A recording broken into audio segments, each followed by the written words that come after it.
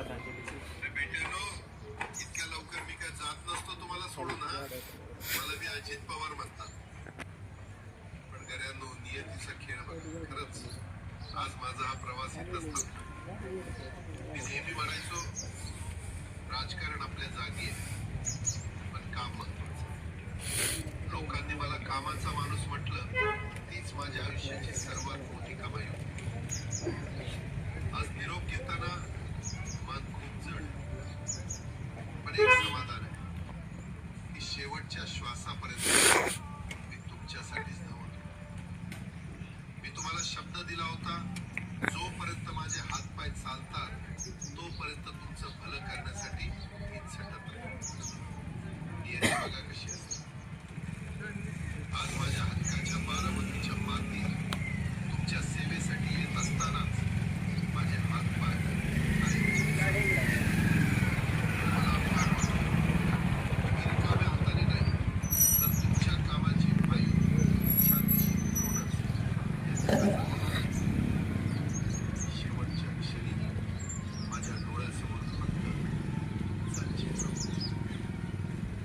माझा स्वभाव थोडा रोखतो होता. कधी कुणावर ओरडलो असेल, कुणाचं मन दुखावलं असेल, पण माझ्या त्या रागामागे फक्त एकच तडफड होती की माझ्या सामान्य माणसाचं काम झालं पाहिजे. सत्तेसाठी नाही, तर तुमच्या हक्कासाठी मी नेहमीच दादा म्हणून उभा राहीन. आता मी निरोप घेतो, पण महाराष्ट्र थांबता कामा नये. माझी जबाबदारी आता मी तुमच्यावर सोपवतो. राजकारण करा, पण विकासाची गती थांबू देऊ नका.